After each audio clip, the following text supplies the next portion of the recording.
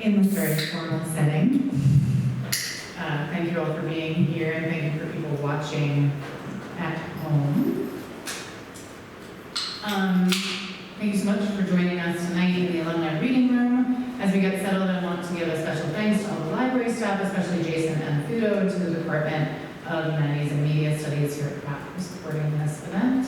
Thank you to Gina, who's here, and to Joshua for their assistance in getting the event rolling. And thank you most of all to our special guest, Chris Campanioni, for being here and for working with my body as Borderland.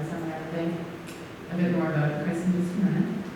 A few access notes and logistics for those who want it, who are here in the room. There are access copies of Chris's text in the back, so if you want to read along, those are there. And for those watching this recording later, this is Eli Moss Benedetto speaking, and my pronouns are they and he and z. I am a white-bodied person with brown hair and brown glasses with a black and white graphic shirt and graying hair and a black collared shirt with some necklaces here.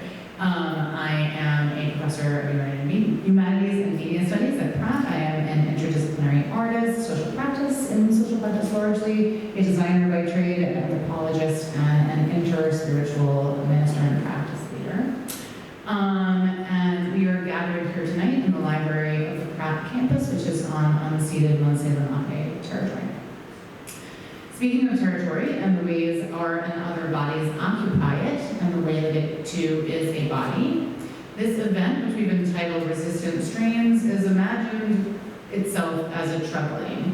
As the event description says, we're inviting you to be in dialogue with Chris and with DriftNet's embodied methodologies. And so that starts with a somatic re-engagement with not only page and media, but the original material of the self and the ecosystem. So for everyone who feels comfortable doing this, I want us to work together first on remembering ourselves in this space and place that we're in. So if you feel comfortable, please close your eyes for just a moment.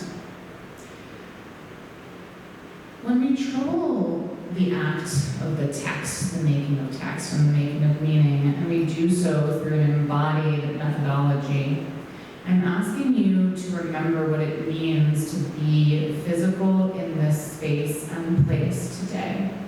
I want us to move outward from the interior of the body, knowing it to be a multiple, plural ecosystem already, and then cyclically out from there, moving into the ecosystem of Pratt, to New York City, to Turtle Island, to this planet and beyond, thinking of our kin, our ancestors, those past, present, and future, the stories of those people, the languages of those people, and those who wrote their identity and identifiers they carry with them. I also ask you to call into this room the non-human, other than human, and more than human kin that surround us and speak to us always. You're welcome to keep your eyes closed, but you can also come back to the space. Now, if you're in this space or wherever you are watching or listening to this in the future, we want to invite you to trouble the ways that your body-mind occupies and performs its expected positional role. Please feel free to move about the space, to move your chair or sit on the floor, or move around as you wish and as you need at the end of the day.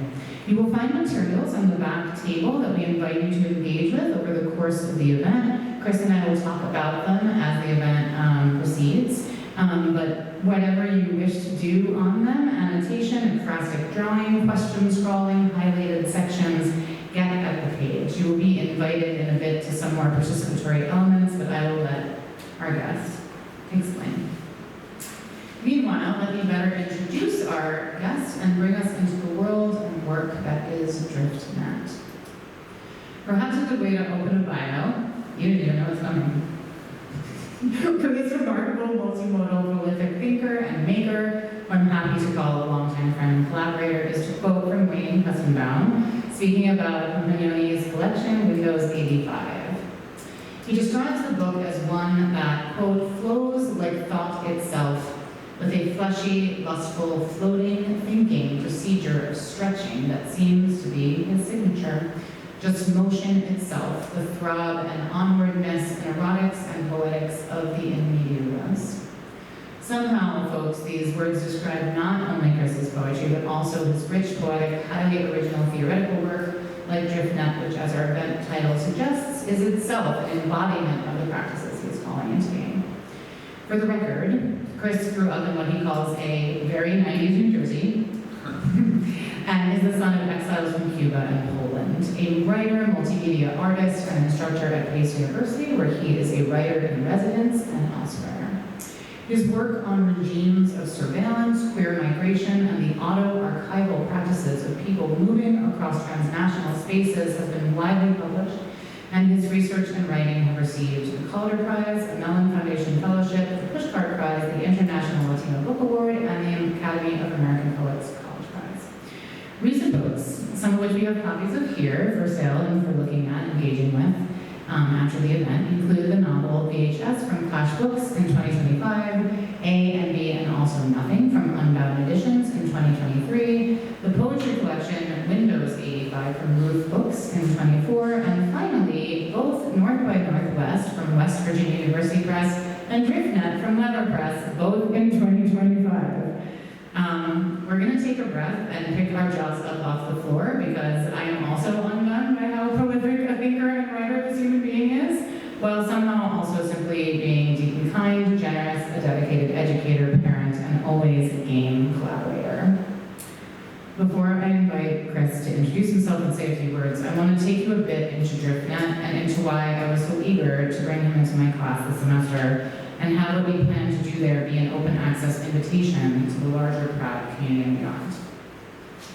I want to start by locating us in chapter 4 of the book, Collaboration, where we set about, quote, remapping the state and the academy from within and without. For today's event seeks to not only talk about and around this desire, but to offer a portal into and operationalize that process, not from an armchair position, but in collaboration with all stakeholder bodies of Pratt's mycelial ecosystem and beyond, invited to the table. As someone who's been thinking for 2 decades about the radical possibilities of personal and collective, often underground political documentation and dissemination, seating conversations Chris and I have been having for a lot of that time, I knew I wanted to bring them into a classroom where we're employing the frameworks of Body and Borderland to bring the urgencies of this work and the rural nature of these methodologies to the fore. For as he writes here, there is never not, quote, a question of power in either form or function. And it is from that framework that I have student artists, some of whom are here, exploding the research process over this semester, troubling the impossibility of neutrality of both the media they consume as well as that which they produce, not only in content, but in physical, material form. We consider the migratory, inherently politicized space of work within an institution and its liminal ecology of both source and documentation, asking, as Chris does, how our interpretive paradigms, quote, reproduce exclusionary and normative practices on the ground. To counter this, he offers the migratory text, really, migratory media, we just had a whole conversation about this, as a methodological alternative to the fetishization of otherness and specifically displacement as a subject. It's important to not get lost in talking around the conditions within which this ontological and process-based offering is happening. And one of the things I appreciate most about DriftNet is the rigor with which it insists on affect being grounded in direct reportage and sociopolitical analysis in a moment of egregious violent xenophobia and the calculated erasure of human bodies by ICE in this country. This work offers far more than an academic exercise. It does more than aesthetically, quote, trouble new media, customs, and characteristics, but wholly reconsiders the trajectory and location of new media. A departure from white and Western-centric narratives of technological progress and hubs of interactivity. Who gets to be a political being, and what form does this take? And what can this offer us as thinker, artist, maker, pedagogue, organizer, or ecological being? Considering Cedric's imaginative, reparative position from a place of insistently amateur fuzzy realism, alongside the glitch of transmission from a stream of auto-archival witness, Chris, DriftNet, and migratory form become an instructive guideline for migrants and all of us as transitional selves in the production of representation. I could not be more inspired. or more grateful for the work and for Chris for being here tonight. And that is definitely enough for me. I will let our guests take us into the next portion of our evening. Thank you so much. Such a generous introduction. Wow. Okay. Hey, my name is Chris. He, him, his. I'm hesitant to say too much. I'm really fond of codas, but I don't really like prefatory remarks too much. And I'm sure we'll get to so many conversations and really some of the major, I think, threads that we discussed in Eli's class. I'm still so energized still from that class. I always think the best seminars are the ones in which I leave with more energy than when I came in, and that's certainly true today. I often tell my students, I ask them to attend to their bodies in different spaces. So it's really a privilege to be here. My first time at Pratt, and I just kept remarking, I was like sort of geeking out about how beautiful the campus is.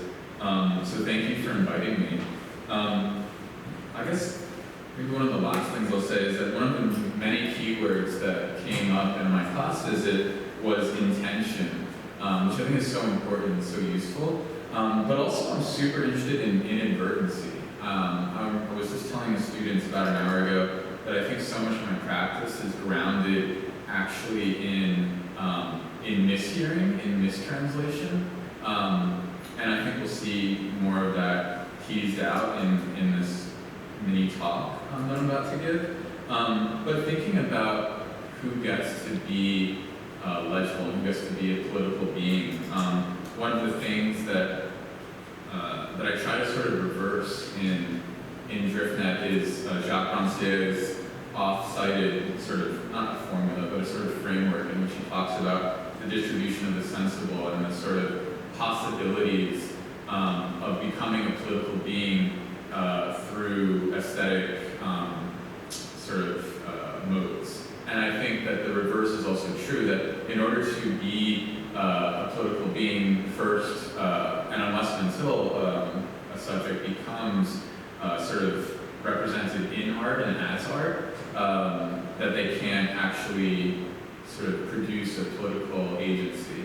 And I think, and we were sort of just talking about this, but like for people that I'm concerned with, which is, you know, my family, my parents, people that have been either forcibly displaced or internally, you might say, sort of dislocated through different conditions.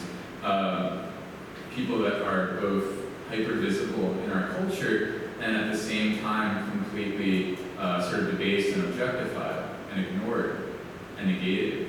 I often find that the right to reclaim agency is contingent upon reorienting sort of the terms through which representation occurs. So thinking about, in a way, delinking representation from visibility, and specifically hypervisibility. These are the things I'm sort of concerned with.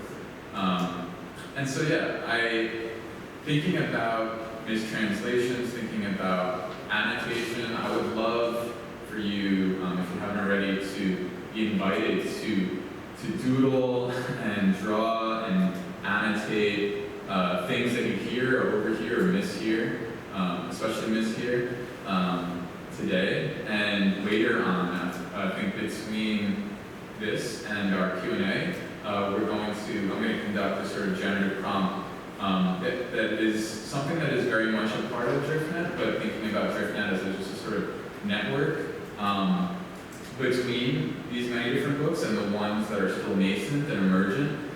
Thinking about a class that I'm teaching next spring called Holes and Surfaces, and that's where the prompt comes from. So yeah, this is called the beginning before the beginning and also after, and it's sort of, it comes from both DriftNet and North by Northwest, and again, some new stuff. And what I really draw upon as is my practice is that everything that's written is actually essentially always inherently rewritten. And so I'd like this to be thought of as, yes, a sort of new text and one written specifically for you guys and for this occasion, and at the same time, something entirely unoriginal. What's the difference between raw matter and ruin and debris? The drift floats, it doesn't submerge, it isn't assimilated as waste and expelled or renovated. Broken down without being sorted, abandoned drift abandons any original form or allegiance to singular constitution in pursuit of momentary and undetermined detail. But cropping the whole in order to tailor another image or recognize the parts for their dissolvable plenitude requires care, demands that we, at the very least, come closer. The making of this book and its research that began officially in the summer of 2017, but which I've reckoned with since my birth, has been marked by experiences of thrilling discovery, the continuous exchange between anxiety and urgency, and a pulsating sense of home that I've carried with me my whole life, a sense of home that I've been carried by, which is to say that I both internalized and imagined. These are the obligatory preconditions for most children of migrants, especially those of us born to two exiles. Those persons, perhaps now adults, perhaps now with children of our own, who can only remember the places we've come from in stories. And I guess that is the point of this, of all of this, the research and the study itself, what the research found, if it found anything besides the fact of moving, of being moved by necessary lack. I learned from such an early age a common narrative, which was in fact the absence of it. The self-silencing I became accustomed to as a child, for which my own past so often felt irretrievable, turned me into a reader into a writer into a teacher, who could only theorize the migratory text by looking first at his own life, my own life, where so much of the personal has been deferred or diminished through the institutionalized agenda of objectivity and distance, of specialization and separation and the cultured language of the intellectual. Everything I wish to theorize first goes through the body, what it can and cannot say, or more specifically, the trauma, which is both unspeakable and transmittable, inchoate and yet undeniably passed down. What else have I inherited but each of my parents' desires to change? And so to change the present means to alter the outcome, but also the trajectory, how we got here, and where were we, or how do we begin? These are the words that begin a study on migrant subjectivity and works of art born in translation. A corpus of media, the scrapbook fabric nurtures elements of autobiography, criticism, and notebook. Or, put another way, practice, theory, and process. A book I eventually called DriftNet. If I were to gloss the text, not in service of explanation, but aperture, to encourage the conditions through which such marginal notes might leak into the official record, and so contaminate its offices, I want to remind myself that every text begs its own recombination as both structure and construction, intermingling verse and version as a so-called authentic copy. Etymologically a web and also the act of weaving, of being interwoven. To be both inside and outside, this is what any reader asks of the text. This is what any text asks of us. To be both inside and outside, to hover near and parry between. Not a paradox so much as a predisposition, or maybe a parable about the instability among sources during any act of transport. A related question: can disturbing origin provoke other points of departure? I'm interested in what happens to a text when it passes through a body, when it passes through bodies. What interests me is not necessarily what gets handed down, but how. That in order to be passed on, it would be necessary to also change hands. Like the people that live within us, I had the thought that other art forms were always already carried inside every form of art. As the history of telegraphy has shown us, what signs desire most of all is to circulate, to be exchanged, exchangeable. When I placed a pair of plastic Casio headphones over my ears for the first time, probably in the 90s, as a child, I understood that the music that was entering my inner world did not create a soundtrack so much as its film. Walking walking while listening instigated a choreography. What was being composed was my affinity for cinema as well as poetry, the unintended enjambment of every skip on the track. Life was no longer just a series of moving images, but a music video for any space through which my body traversed. I didn't want to be the musician lip-syncing or one of the numberless actors for whom they perform across various fantastical scenarios, but the machine that made the fantasy possible. I wanted to be a tape, infinitely reusable and entirely unoriginal, portable, adaptable, impermanent, and just as amenable, just as likely to degrade, and be, upon every play, diminished. How many ways are there to experience migration? How many are the paths and detours in which one becomes migrant? How many times can one pass in this life while still retaining our sense of self, which is to say, what endures, and at what cost? My parents, who arrived in the United States in 1959 and 1963, were compelled, I think, to undergo assimilation as a matter of survival during a prolonged period of Red Scare and anti-Cuban, anti-Eastern Bloc rhetoric. Their ties to Cuba and Poland, respectively, are both more and less intimate, more and less distant than my own, an acknowledgement that informs the ways in which migration problematizes stable understandings of the diaspora and the binary between native and non-citizen more generally, complicating the logic of periodization and predictive data sets. And among the residue of survival is shame. That my mother distanced herself not just from the home that she was cut off from, but the culture she brought with her, as early as when she married my father, who was, as she recalls, so different from everybody, from anything she had ever known and ever seen before, which is what attracted her, she says, almost immediately.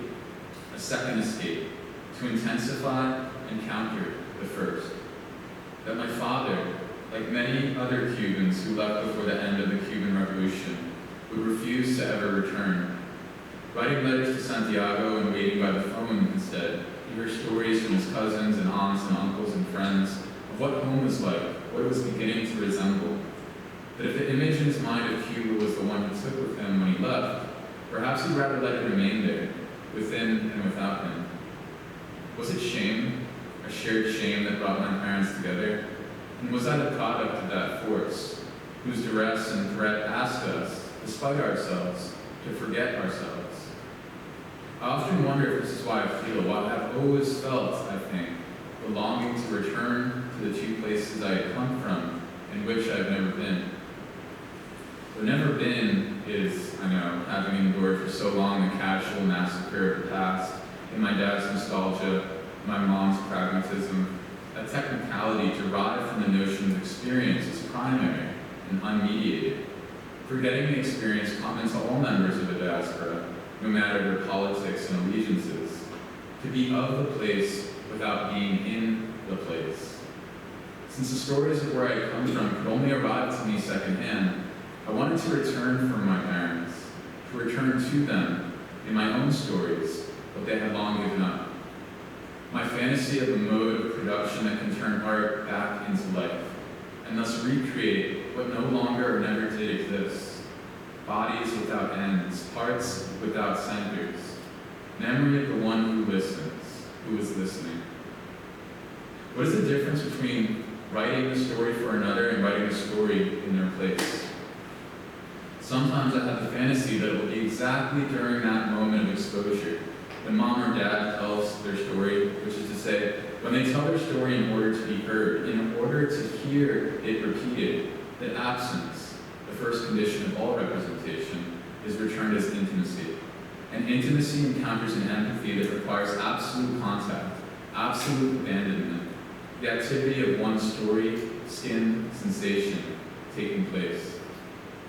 The mingling of produced and found and their temporal reordering underscores the representation of the past, like the experience of the present, as always already mediated. Smuggled in the repositories of my archive, the same as any other, is the assertion: to produce is to find. that is, reclaim the loss that would otherwise be immemorial? How do you summon a memory of something they have never seen? Take a photo, destroy the source or model. In my notes I've written, study the relationship between the event and its documentation, the documentation and its amplification in the archive. In my notes I've written, a book lacks the gift of oral transmission, but this lack can be an invitation for the reader to ventriloquize what is written, to put words in another's mouth. In my notes I've written, I am looking for a correspondence between events, between then and now, there and here, imagination and memory, and the actuality of this transcription. In the gap between occurrence and its remembering, there is a residue, not an excess but an absence, to the extent that it opens up or indexes something beyond us. Our role is to keep looking at everything we can't see. Networks can be understood, after all, not by what they enclose, but what gets lost in the drift, what leaks out. In reproducing something other than what they already were, my parents, within me, took up one another's language, traditions, expressions, and recipes. I wonder if it was these conditions, multi-ethnicity, multilingualism, that allowed them to avoid the urge for a reclaimed nationalism, a reinvented nationalism, that characterizes in different contexts the Polish and Cuban diasporas in the United States. Perhaps this explains my own aspirations in my life and my work, to articulate representation in a non-nationalist, non-nativist, non-identitarian fashion, with ends that do not aspire toward delineation, ends, that is, absent perimeters. Perhaps I can trace this commitment to the makeshift and emergent space of our home. Outside, to others and for others, I would always be one or the other, and not enough of either. I want instead to consider what falls between the cracks of categories, whether methodological, disciplinary, national, sexual, or social, and the partial subjects these organizing structures inevitably call into being. In another book, open on the table as I type this, I write, remember, what is unrepresentable is not the same as what is an alternative to representation. It is precisely those cracks produced through categorical constructions that need attending to, the subjectivities that come into being despite the systems that would intend to hail such persons otherwise. This story starts in an earlier version on a train, or the moment one exits one, to enter another. I've been awarded a travel grant to retrace the movements of someone I've never met, someone who died before I was born, someone whose death I was cast to trail, someone who wrote in a language I hardly understand, someone with whom I nevertheless began writing letters to, conducting a correspondence with the ghost, which is the position, I sometimes think, of every reader. I was reimagining Walter Benjamin's exile, the last few craggy passes of the makeshift trail in the Pyrenees as he sets foot on Spanish soil. I was reimagining Benjamin's exile because I couldn't process my own, the history of exile I've been born because of. Walter Benjamin wrote about arcades and the flaneur, and a philosophy of language and translation, and historical materialism, and Mickey Mouse, collecting the artifacts of an alternate existence from the mass ornaments of culture. A reality that has more to do with street ads, fashion flyers, failed architectural blueprints, and the ornamentation on a plate in a corner bistro than learned history. I didn't have the language to understand the representational economy rooted in visibility that coheres an environment like the newsroom, where I worked in the evenings as a reporter throughout my 20s, with the runway and the studio, where my image, traveled the world during the daytime as a fashion model, until I encountered Walter Benjamin, translated by Harry Zahn, in a grad school seminar that included Benjamin's seminal essay, The Work of Art in the Age of Mechanical Reproduction. My situation, my subjectivity, was not unique, even if it was hardly represented in scholarship, literature, and media. I was the commodity who speaks, who learned to speak in a language that neither of my parents knew, a language they would never know, a language parasitized in the hallways of an education that my parents did not have. I was reimagining Benjamin's exile because I'm susceptible to infection, susceptible to affinity on the basis of found or forged relations, a process of becoming rooted in imitation, which is to say rooted in memory, rooted in forgetting. That I've had to forget myself continuously in order to remake myself has not been lost on me. The point was to get lost, all this untellable time. A train whistles, I'd written, wind sweeps down the mountains. Then the sea was calm, then the water rose and fell, then a white foam burst against the rocks. Another train rattles over, from the opposite direction. I'm on this one. From the present of the past to the tomorrow of today, I arrive. Too late, I would have thought in earlier moments. Except I know time is only ever now. Thank you.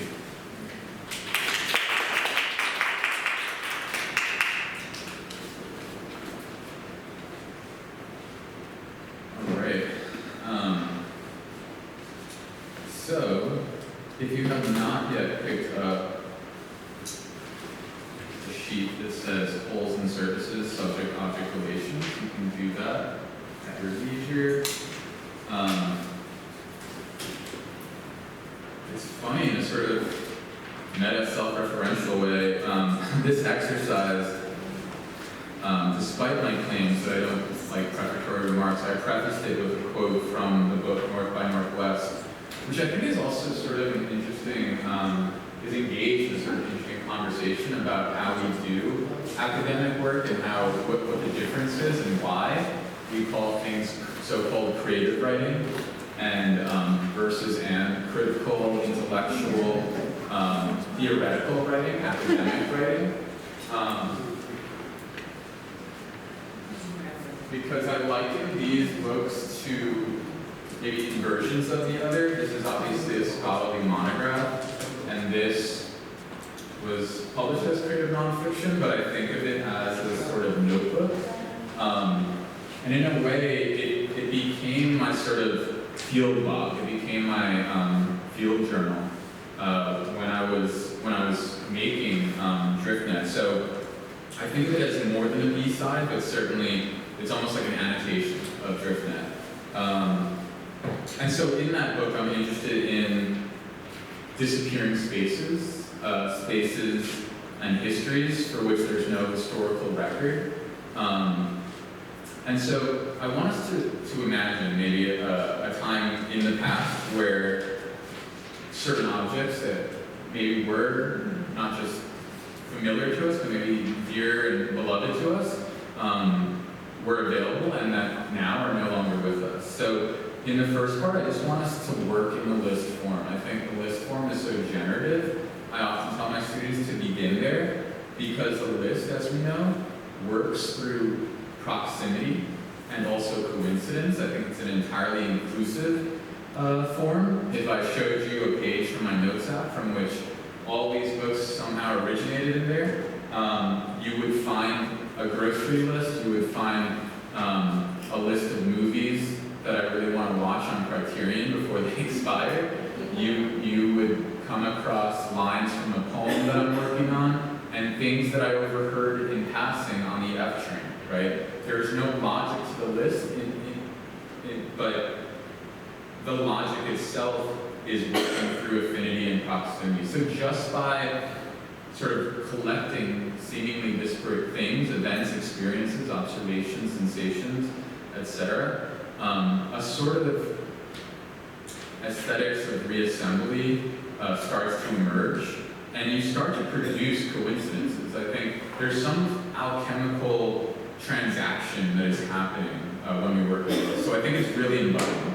And so I would invite us to start there and maybe even end there. I mean, a lot of what I write, like originally in this book, was a list of like 400 items. And it was getting really unwieldy. So then I stopped itemizing everything.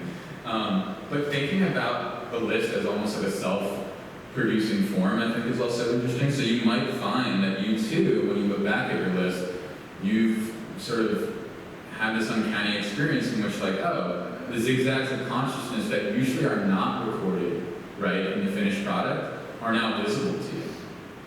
And that's one of the many reasons why I love a notebook. So let's take like 10 minutes and work on part one. Make a list of objects that are no longer with us. Start with objects, and then think about the sounds, right, that you associate with the object. Think about the spaces in which you capture those objects. Think about the practices, right, activities, rituals, etc., that were made possible because of those practices. And think about the people, right, that maybe are also attached, right, that live inside or around those objects. Maybe 5. Yeah, 5 minutes, sure. Time is truncated.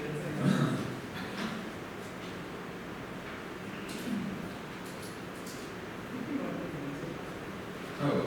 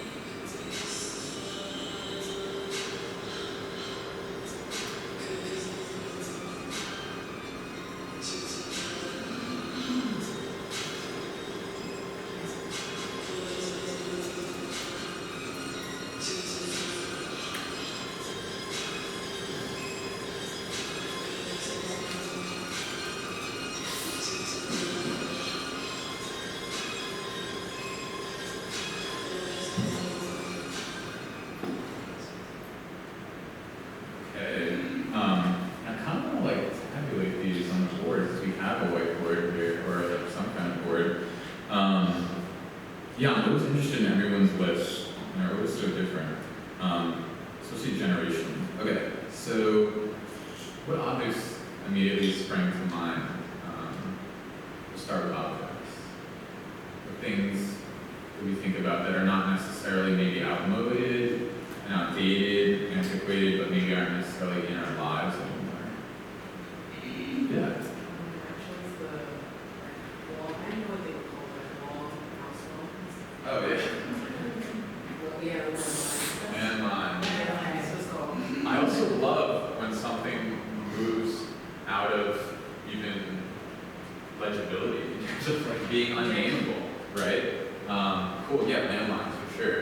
Yeah. I don't know, but I was thinking like flip phones, 2000s phones, like they're still functional, but they don't use them. And I always wonder this, a sort of related question.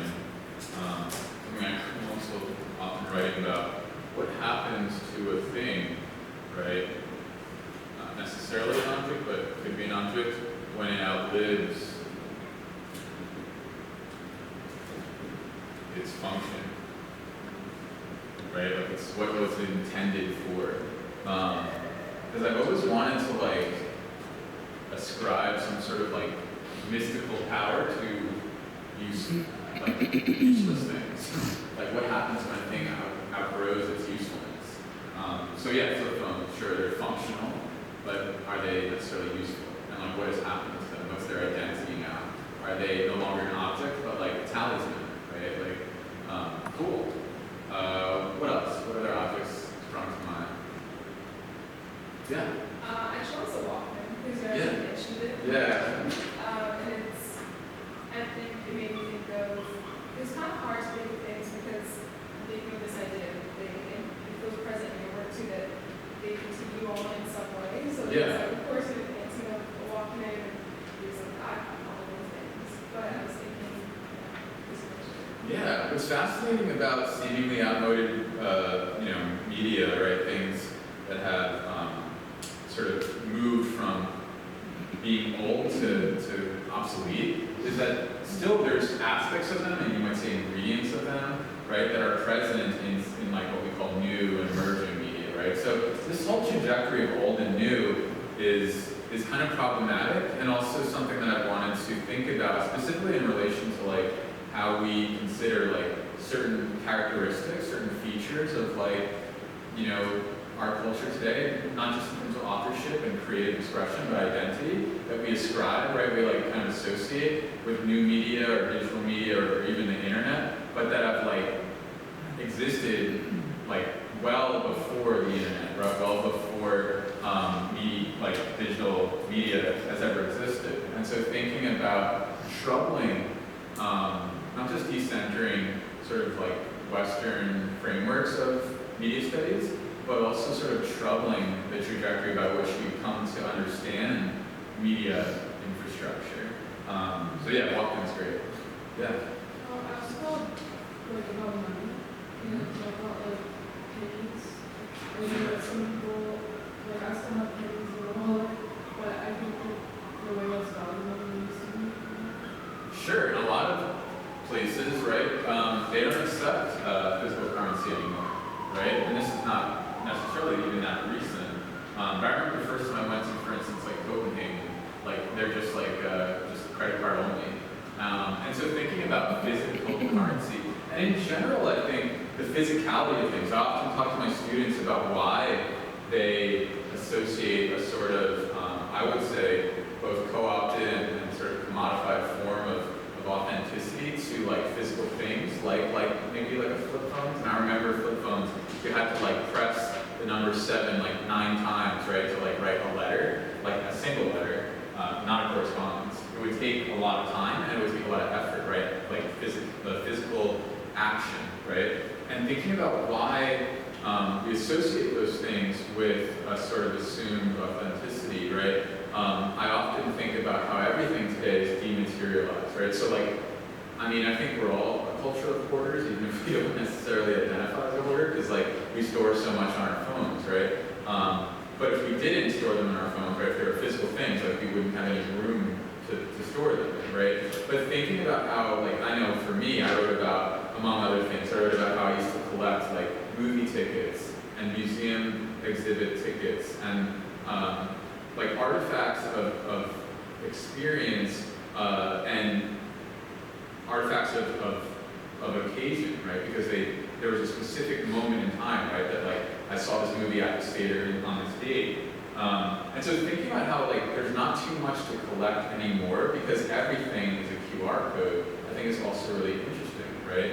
It's also, I think, one of the reasons why, thinking about, like, the Walkman, right, but also, like, digital cameras, I think, are, like, in vogue now in a younger generation, because even though there's still dematerialization happening, right, you have to physically press the button in a way that the best media, in the parlance of new media technology, is to make you forget that your body is actually interacting with the media, right? That it actually wants you to forget that that's actually media occurring, that mediation is occurring at all. So thinking about physical currency and just physicality in general, I think is really, really interesting. Cool.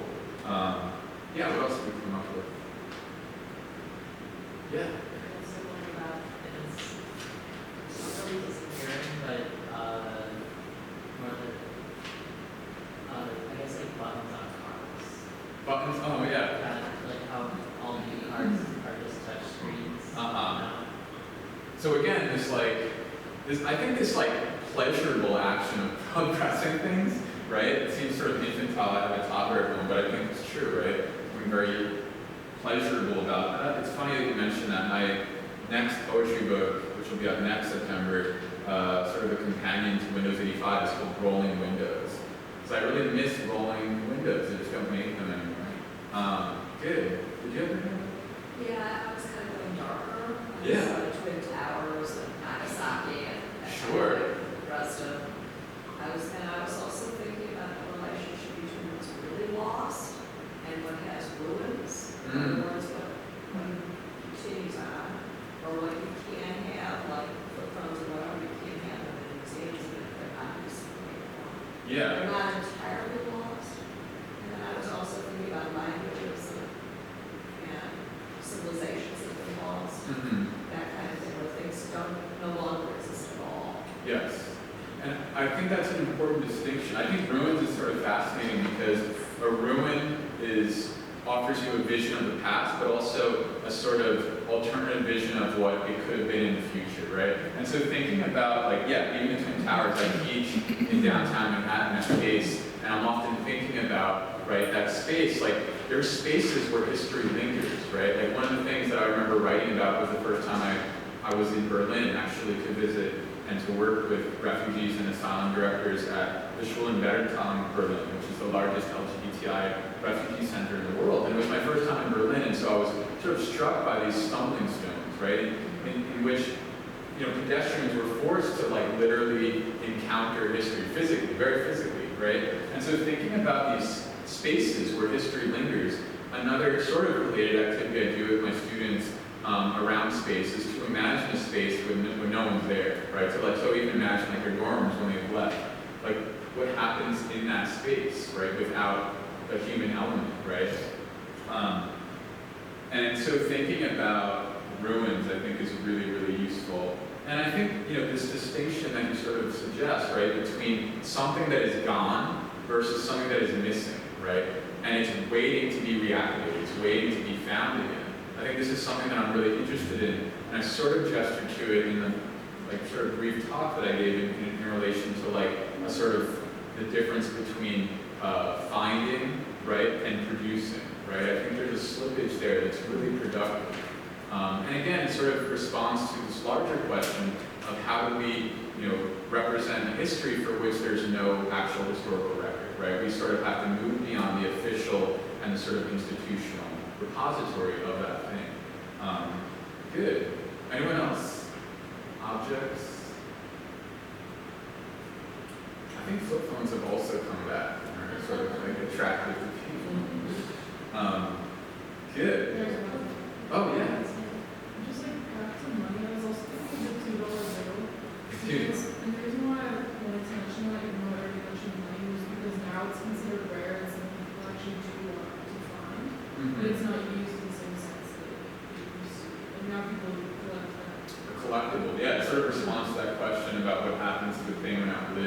its original function. Good.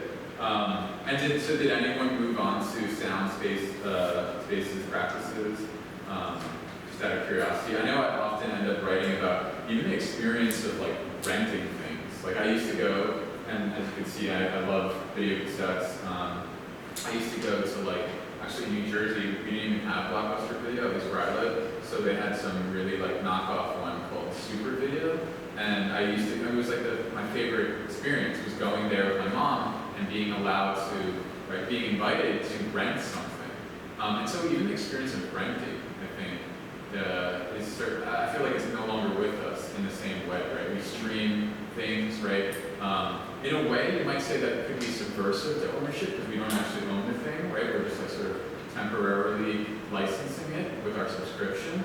But I think something else has also been sort of altered. There's no longer that, again, that physical space and the people, the things that I would have seen there while I was strolling the aisles. Good. This is perfect. Let's go. Something that it was interesting to see people listen to the objects. Like so many of the objects, like it was the sensory experience of them that I really like. And it was like the sound of dialogue. Yes, I wrote about that too. It's like ants dying. Like it's just like ants dying. It's so scary. Different. It's like very musical in my head now. Yeah. And also the whirring of a single player in your hands. Feeling the seed spinning. Yeah.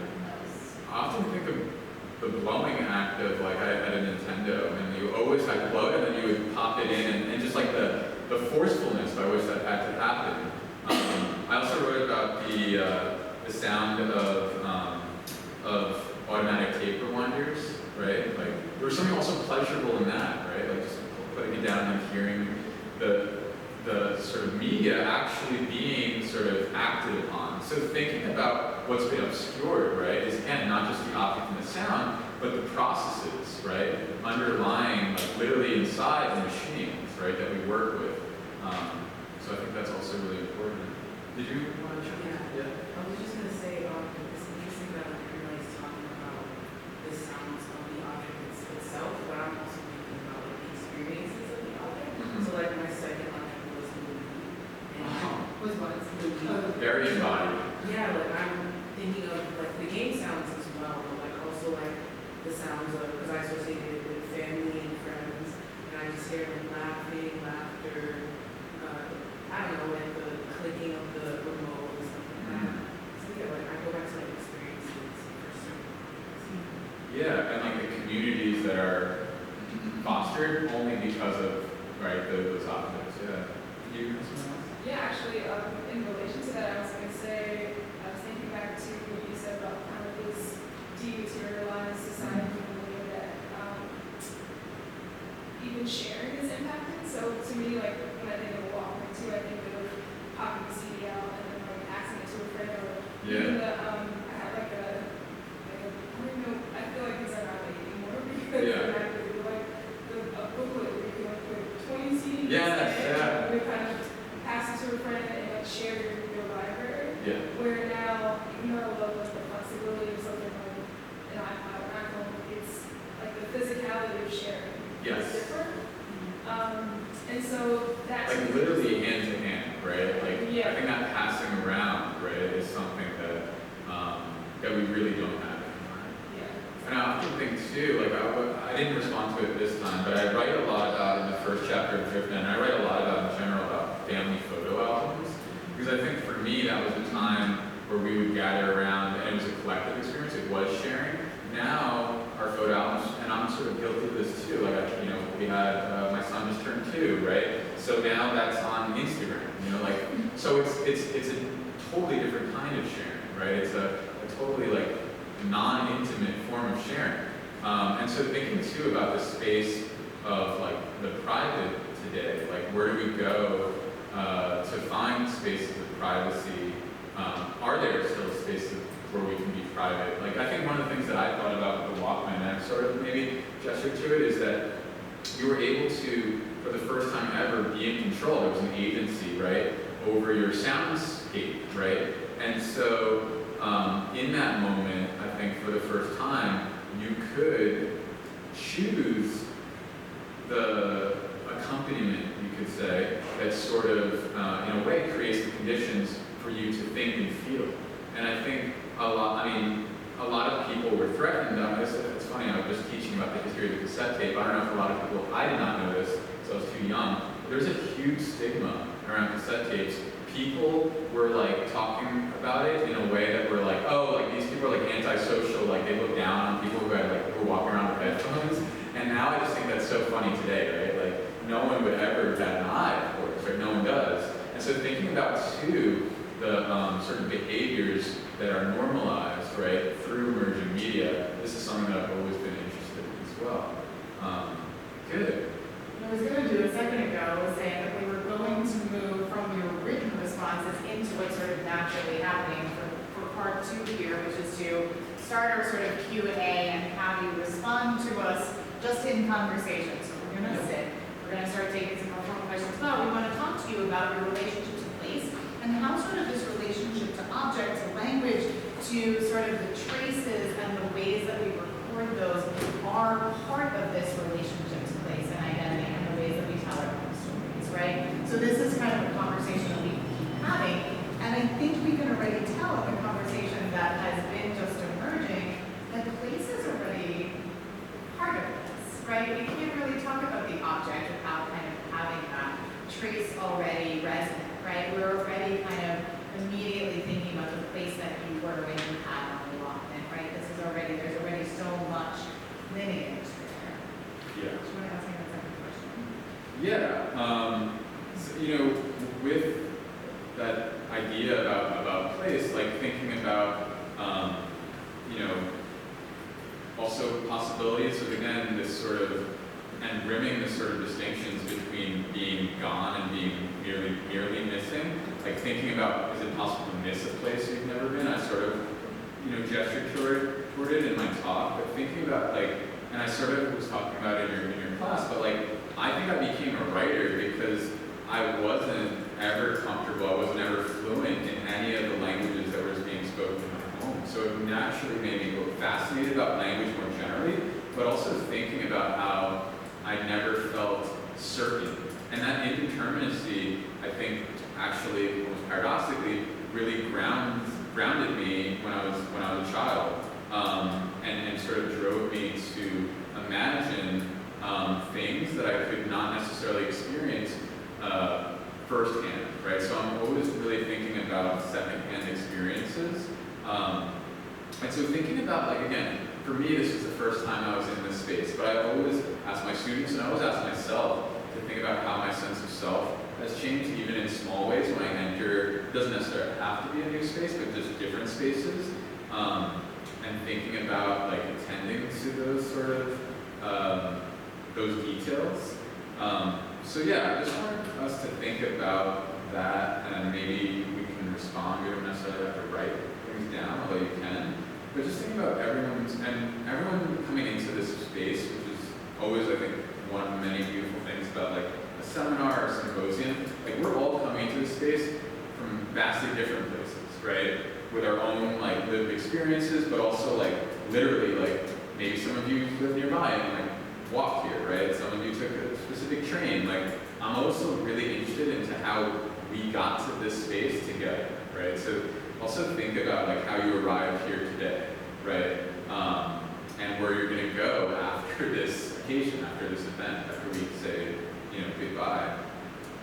When each of you closed your eyes before, you brought totally different things into it, and you brought your own relationship to place into it as well, right? You're actually, in some way, how many of us are here?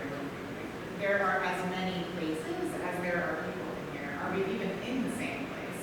And I think that's something that Chris and I have been thinking about, which is so much in DriftNet, is also how much the place in your experience of it even is legible to other people, right? And how the act of documentation brings in like a sort of acknowledgement and awareness, like and maybe a witness to the place that you're experiencing that otherwise does not exist, right? How does the act of documentation like bring something into being? And does it happen for you, right? If you hadn't thought of this today, how much would those realities happen? Yeah, so again, I think, yeah, thinking about the conditional aspect of writing, thinking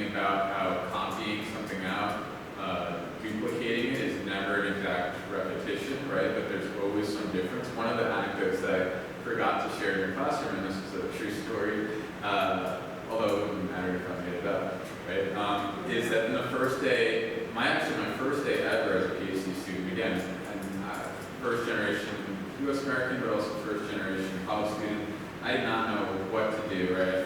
I still don't really always feel at home, and feeling like that position of like interloper, I think, by the way, is a great actually subject position from which to write anything, because you're of a place but not, or in a place but not necessarily feeling of that place, right? Kind of reversing the terms of diaspora in a way. But all this to say, I arrived and I was supposed to, I totally misunderstood the instructions from my professor, and he wanted, like a good student, right? I wanted to be the first to do this presentation, right? And the only instructions were to make 16 copies. There were 16 of us in the classroom of the thing that you wrote and then you presented. And because it was a notebook class, I wrote these 16 copies out by hand, so that just the labor of doing that, right? It was like a 3-page poem, and it was a prose poem, right? So I remember my partner at the time was like, what are you doing? And every line would break differently, right? So that was just like an early lesson, right? Or just a reminder, not quite a lesson, that every copy is sort of entirely original and both completely unoriginal, right? But it reminded me that for various reasons, right, things change, and Victor Schlossky actually once said this, right? He said things change when they land in a book. That's true of other things besides books, right? They get mediated and they pick up and they carry more information, right? They pick up different valencies. Yeah. Should we open for questions? I don't know. Yeah, for sure. Does anyone have any thoughts about place? Or we also want to sort of like ask a couple questions. I have some for Chris that I wanted to mess up with, but if anyone has sort of larger questions or questions that have come from your thinking on these questions, we would love to invite them. Arrivals, commutes, itineraries.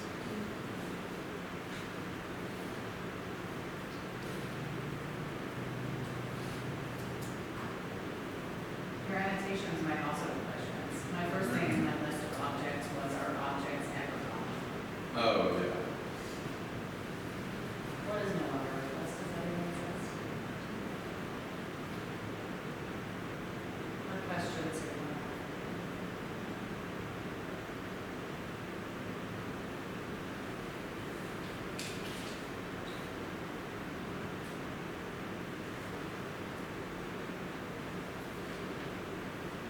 Well, I love that sort of leitmotif that emerged that seemed to be like physicality.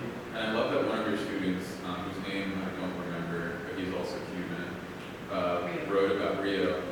wrote about and talked about this sort of, and I love the way that they described it. Writing notes for them was an extension of the body on the page, right? So again, like, another thing that I'm really interested in throughout DriftNet, but also throughout a lot of the other books, is like, how does the media, right, literally the materials through which you're using to produce whatever it is that you're working on, sort of like leak out into the primary text, right? And how also, as you also sort of suggested, does it totally orient both the possibilities and the limitations of the thing you're writing, right? I think a lot of us, artists or not, right, thinkers, just people, we don't consider the limitations that are reinscribed in the media that we use, right? So that we don't take that into account whether we're writing something or just like communicating, right? Which is still, a form of expression, creativity. So thinking about how we make those things, if not legible, how can we be more conscious of those things, I think is super useful. Here's what I happened to pick up from these notes that we kind of accumulated for my class. Starts with with the quote from you from Dakota, how to generate agency and resistance within the same system that denies us space and rejects our form of life. I've been thinking a lot about that phrase, and also just about, two questions that that I ask a lot, which is sort of like, what is it for and who is it for? And so, when we look at GIFnet, which is very much like a creative monograph, which I was a little bit in my class, sort of like, how does this book sort of like generate agency and resistance, right? Because it is within us